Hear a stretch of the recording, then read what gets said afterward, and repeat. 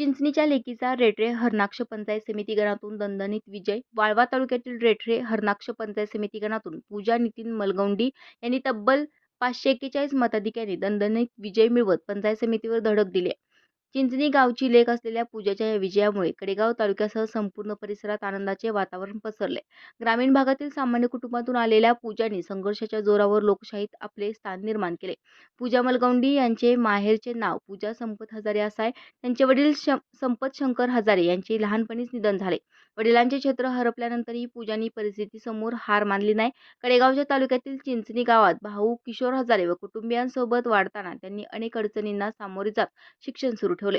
आर्थिक मर्यादा असूनही त्यांनी MA पर्यंत शिक्षण पूर्ण करत स्वतःची ओळख निर्माण केली. पूजाचे सासर एडेमचिंद्र या गावात आहे. हे गाव स्वातंत्र्य लढ्यातील क्रांतिकारी परंपरेसाठी ओळखले जाते. याच गावातून आज एक सर्वसामान्य कुटुंबातील मुलगी लोकशाही मार्गाने पंचायत समितीवर पोहोचले. ही बाब ग्रामीण महाराष्ट्रातील तरुणींसाठी प्रेरणादायी मानली जात आहे.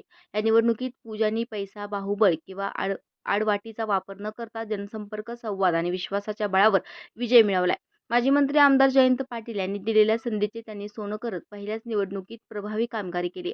या विजयाबद्दल महिला राष्ट्रवादी काँग्रेस शरद पवार गटच्या जिल्हाध्यक्ष सुष्मिता जाधव यांनी पूजांचा सत्कार केलाय. कडेगाव तालुक्यातील अपशिंगे गावच्या सुष्मिता जाधव या जिल्ह्यातील महिला संघटन कार्यात सक्रिय नेतृत्व म्हणून ओळखल्या जातात. त्यांच्या उपस्थितीत झालेला हा सत्कार महिलांच्या राजकीय सहभागाचा सकारात्मक संदेश देणारा ठरलाय. पूजांच्या विजयाने चिंचणीच्या हजारे कुटुंबासह संपूर्ण गावात उत्साहाचे वातावरण आहे. आपल्या गावची मुलगी पंचायत समितीवर पोहोचली ही भावना ग्रामस्थांसाठी अभिमानाची ठरली. हा विजय केवळ एका उमेदवाराचा नसून ग्रामीण भागातील कष्टकरी कुटुंबातील मुलींसाठी नवी दिशा देणारा मानला जात आहे.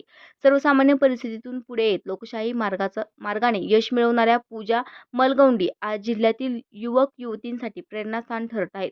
यांना हा विजय सामाजिक परिवर्तनाची नांदी मानला जात असून ग्रामीण भागातील महिलांच्या सहभागाला नवे बळ देणारा ठरलाय.